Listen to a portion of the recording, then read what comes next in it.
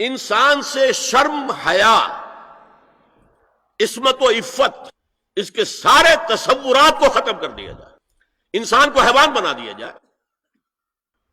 ایک کتے کو شہوت ہے، جو کتیا مل جائے، چاہے اس کی ماں ہو چاہے اس کی بیٹی ہو، اس سے اس کو استفادہ کر لے گا۔ یہ انسانوں نے کیا قدریں لگا رکھی ہیں؟ ماں، بیٹی، بہن، بیوی، کیا فرق ہے ان میں؟ عورت ہے وہ بھی عورت ہے، یہ بھی عورت ہے۔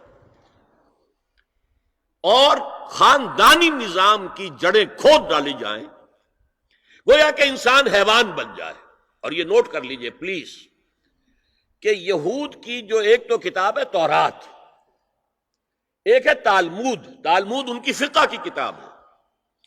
تالمود کی تعلیم یہ ہے کہ یہ باقی جتنے انسان ہیں، اصل انسان تو صرف ہم یہودی ہیں، یہ باقی جتنے انسان ہیں گوئمز، اور ان کے لیے دوسرا لفظ ہے جینٹائلز، یہ اصل میں انسان نما حیوان ہیں، انسان نما حیوان۔ اور جبکہ انسان کا حق ہے حیوان کو استعمال کرنا، ایکسپلائٹ کرنا۔ گھوڑے کو ٹانگے میں برگی میں باندھتے ہیں کہ نہیں، اور بیل کو آپ اپنے ہل میں جوتتے ہیں۔ اسی طرح ہمارا حق ہے تمام انسانوں کو ان کا خون چوسنا، انہیں ایکسپلائٹ کرنا، انہیں استعمال کرنا۔ اور اس کے لیے بہترین طریقہ یہ ہے کہ انہیں واقعتاً حیوان بنا دیا جائے، انسانی اقدار ان سے چھین لی جائے۔ حیوان بنیں گے تو پھر کام کریں گے ہماری مرضی کے مطابق۔ یہ انتقام یہ لوگ یورپ سے اور امریکہ سے، عیسائیوں سے بھرپور طریقے پر لے چکے ہیں۔ شرم اور حیا نام کی کوئی شے نہیں رہی، عصمت و عفت کا کوئی حساب نہیں، کوئی ذکر ہی نہیں۔ اور گواہیاں کیا ہے؟ پریزیڈنٹ کلنٹن نے کہا تھا 2 سال پہلے یا 3 سال پہلے، وہ جو ان کی اینول سپیچ ہوتی ہے، State of the Union address, اس نے کہا تھا ان قریب ہماری قوم کی اکثریت حرام زادوں پر مشتمل ہوگی۔ یہ حرام زادے کا لفظ میں نے ترجمہ کیا ہے born without any wedlock.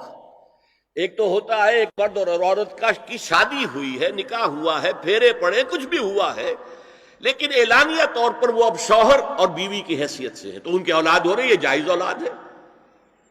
ایک بغیر شادی کی اولاد ہو رہی ہے تو یہ حرامی ہے، حرام زادے ہے۔ انہوں نے کہا کہ ہماری قوم کی اکثریت حرام زادوں پر مشتمل ہوگی۔ ہومو سیکسولیٹی، لیسبینز، گیز، اور بالکل ڈکلیئر کرتے ہیں، پادری ڈکلیئر کرتا میں گے ہوں، سینیٹر ڈکلیئر کرتا میں گے ہوں، انہیں کوئی شرم ہی نہیں، اس کے اندر کوئی حجاب نہیں، اعتراف کرنے کے اندر کہیں بھی کسی طرح کی رکاوٹ نہیں، ہچکچاہٹ ہی نہیں۔ جنسی لذت ہر طریقے سے حاصل کی جا سکتی ہے۔ زنا بالرضا ہو تو کوئی جرم ہے ہی نہیں، ہاں زنا بالجبر ہو تو جرم ہے۔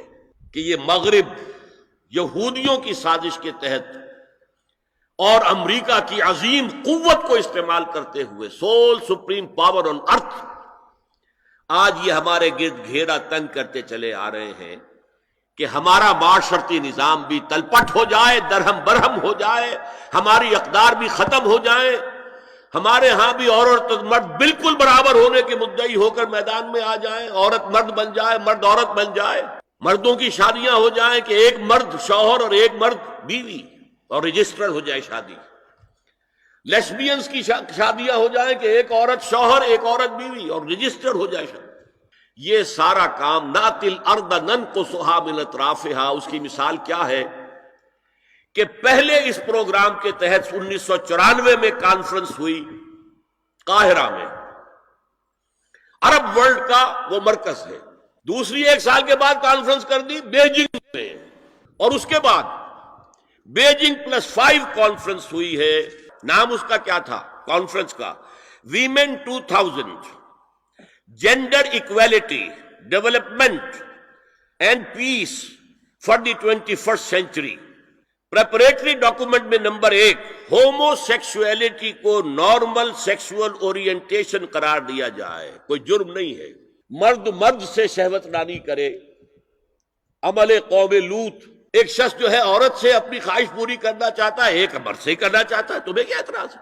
نمبر 3 عورتیں گھر کا کام کاج کرنے سے انکار کر دیں یا اس پر ویج طلب کریں، مزدوری دو ہمیں، محنت دو تب ہم کام کریں گے۔ یہ چولہا جھونکنا، یہ روٹی پکانا، برتن دھونا، یہ اس کے لیے ہمیں اجرت چاہیے، لیبر۔ نمبر 4، عورت حمل اور وضع حمل کی جو تکلیف برداشت کرے اس پر بھی شوہر سے اجرت لے۔ نمبر 5، اگر کسی وقت کسی عورت کی طبیعت آمادہ نہ ہو ہم بستری کے لیے اور شوہر مجبور کرے تو اسے میریٹل ریپ قرار دیا جائے، یہ زنا بالجبر ہوگا جس کی سزا دی گئی، شوہر اور بیوی کا معاملہ ہے۔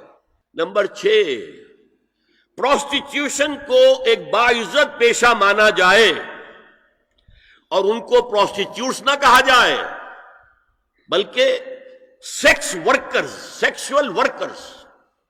7، وراثت اور طلاق میں بالکل برابری، کوئی فرق نہیں۔ اب یہ خاص چیز تو معلوم ہوتا ہے کہ اسلام ہی کو ہدف بنا کر انہوں نے ایجنڈے میں شامل کیا۔ اگر شوہر اور بیوی کے درمیان اعتماد نہ ہو، شوہر کو یہ یقین نہ ہو کہ میں جب باہر جاتا ہوں میری بیوی کیا کرتی ہے، اور بیویوں کو یہ یقین نہ ہو کہ میرا شوہر جب باہر جاتا ہے تو کیا کرتا ہے، اگر بد اعتمادی ہو جائے، اگر شوہر کی نگاہ میں کوئی اور عورت جو ہے وہ آ گئی ہے، کھب گئی ہے، اب اس کی توجہ اپنی بیوی پر سے ہٹ جائے گی، اسے خواب میں وہی آئے گی، یہ بانڈ آف لو کمزور ہو گیا۔ اگر باپ کو یہ یقین نہ ہو کہ یہ اولاد میری ہی ہے تو وہ خاندان کا ادارہ دھڑانے پڑ گئی۔